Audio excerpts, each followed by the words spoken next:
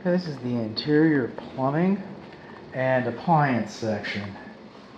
This is in the downstairs, the entryway here. This is the half bath, your home inspector. But powder rooms, sometimes they call it a powder room. This is GFCI protected, but it is not labeled as being so. Hot's on the left, cold's on the right. Pretty uneventful. Maybe the door will lock. Oh, bathroom vents. Vent to the exterior, like they're supposed to. Hey, let me in. So, there's that. We'll work our way upstairs.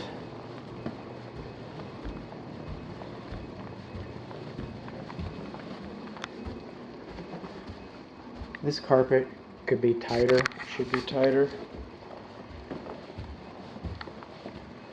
This is the upstairs game room. This is the upstairs thermostat. I was able to close that without a step stool. I was. Took a little. This is the Jack and Jill. So this is the east vanity. This GFCI is the control GFCI.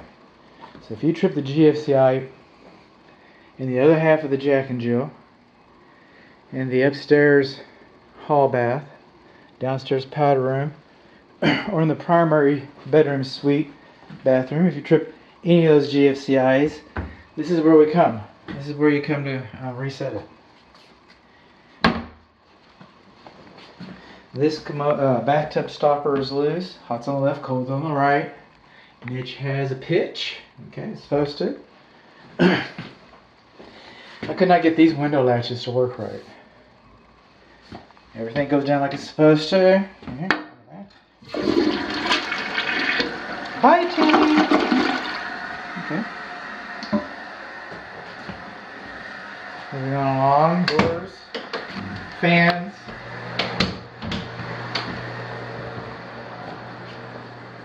No fans in the vanity. I get that. This is where all the steam happens. And other things. Hot's on the left, cold's on the right. This is labeled GFCI protected.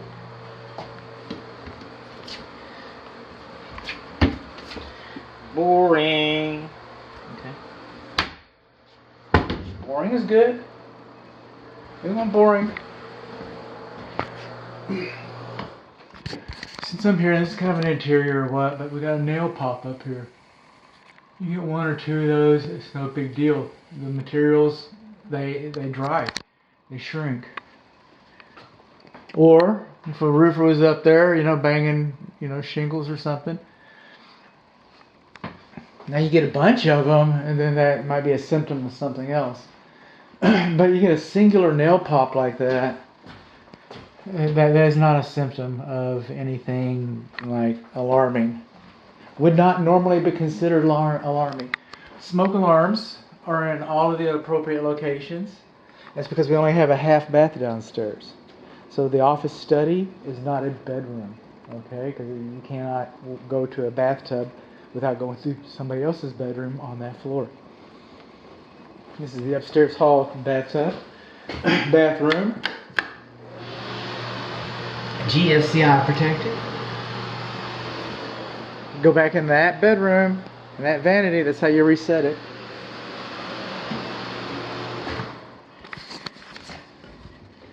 Boring.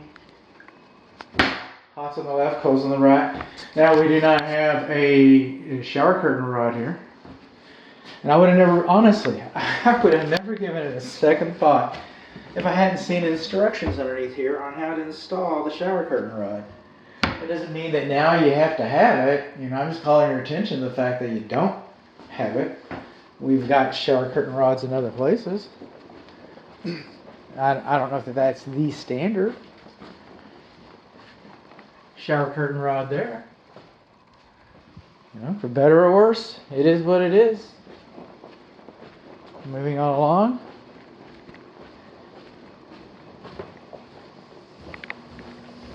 Down the stairs. Which seem to be okay, by the way.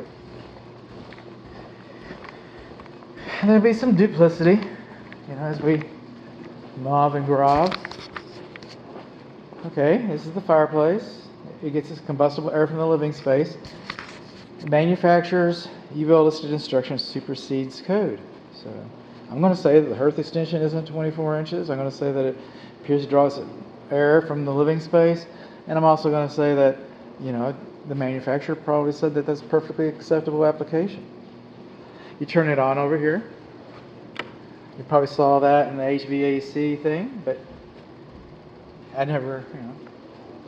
You want me to hear the joke again? All right. These two air registers. This is the dining area. And this is the kitchen area. These two registers, okay, do not go to this thermostat. These two registers go to this system in the primary bedroom. All right, they go to this thermostat. It's on this side of the wall. Now, usually I would say that if you have registers on the other side of the wall, other side of the door, then that's a not acceptable application because you could close the door, lock it, set this is a thermostat where you're comfortable and everybody outside would not be comfortable. Except that, by default, we have another thermostat here that goes to all the rest of the downstairs. So I guess that wouldn't be, the odds of it being a critical situation would be nil. All right, speaking of thermostat, this thermostat, it's telling us that we need to replace the battery. Again, smoke alarms where they belong, carbon monoxide alarms where they belong. The gap, there's a gap underneath this. We're in the parent bedroom suite. GFCI protected, GFCI protected. You gotta go upstairs. Gotta go upstairs. Hot's on the left, cold's on the right. Boring. Boring. Okay? Now the thing with the shower, this isn't like a big thing. I mean, I don't know, decide what's big or little. You know, what's important to my client is what's important. We got a little bit of a gap underneath here. Okay, the gas is getting kind of tired and curling out. So when you're in the bath, you know, in the shower, and you're jumping around, washing your feet and stuff, water's going to splash in here, and you'll put a towel down and that kind of thing. Just so you know. Then the bathtub, nothing really exciting going on here, you know, because it's not a jacuzzi bathtub. It's on a bed of cement, so it's actually installed properly. Well, I like to pick on that, but I can't because they did it right. But this contraption right here, okay, that's a dilution valve or a tempering valve. That's an optional system. That's nice to have. That's nice to have. So a lot of times I'm writing that none is apparent. But there it is, right there. That's where your dilution tempering valve is. And a lot of people find them underneath the sinks. And this one's underneath the bathtub, so there it is. And it can be. It's not bad that it's in the bathtub. This is the primary bedroom suite commode. Bye, Timmy. This house is very heavily perfumed. I don't know where I'm getting it because I usually like to unplug those things. But I can just smell air freshener like crazy. I don't get it. I don't get it how they're doing that. Okay. We're going to operate the microwave on a different level, on a different time. Why? Because I left my microwave stuck and I haven't operated it yet. So you've already seen this microwave run. Unless I do a special short video for it. I haven't made it in my mind. I mean, it's either going to be on the interior or the microwave. Dishwasher seems to be doing okay. This guy does not have a lot of features. It does have an anti-vacuum system. We do have our stoppers. Hot on the left, cold on the right. That's the player diverts 100%.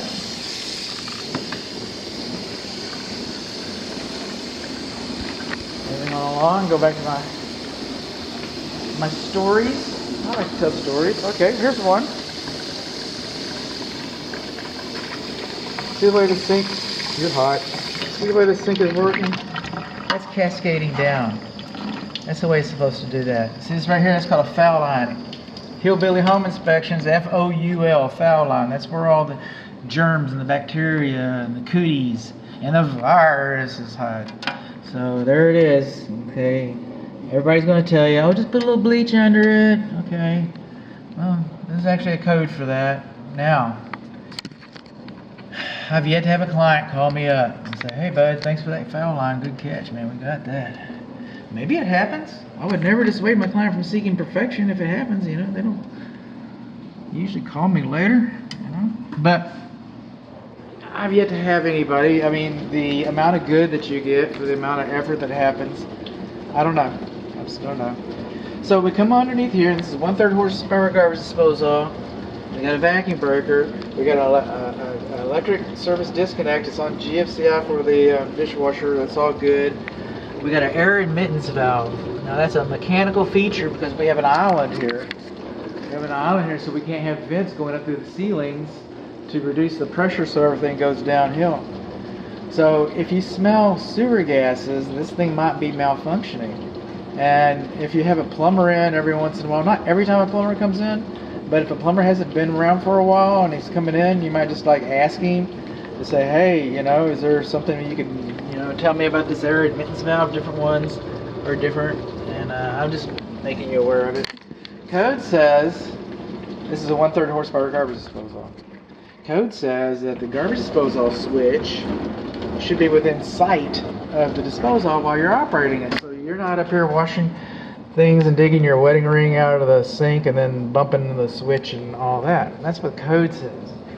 But what supersedes code? Just like the fireplace over there, okay? What supersedes code?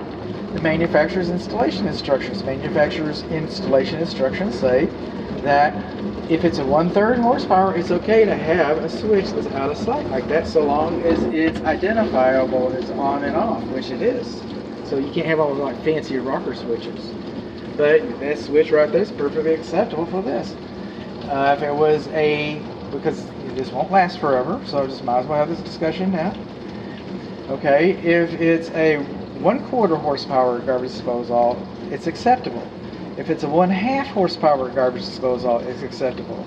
If it's a 3/4 or a 5/8 garbage disposal, those are acceptable. If it's a 1 horsepower garbage disposal, this arrangement with the switch is no longer acceptable according to the manufacturer.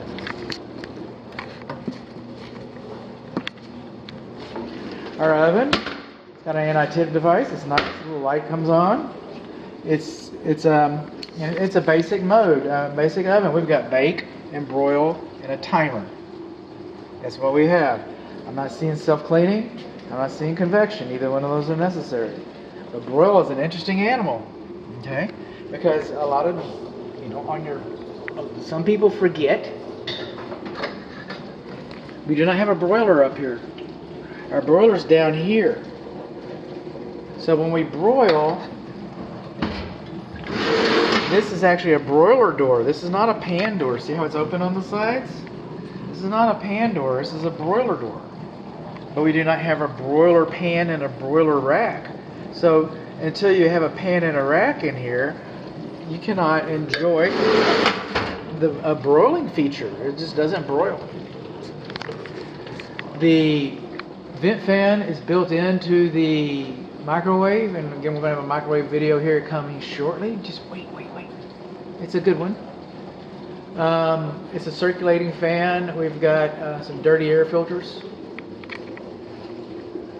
Code says you don't even need a vent fan, but if you have one, that's what code says, that this corner shouldn't be any farther from this cooktop than 24 inches. Now the manufacturer, Frigidaire, okay, UL listed, all right.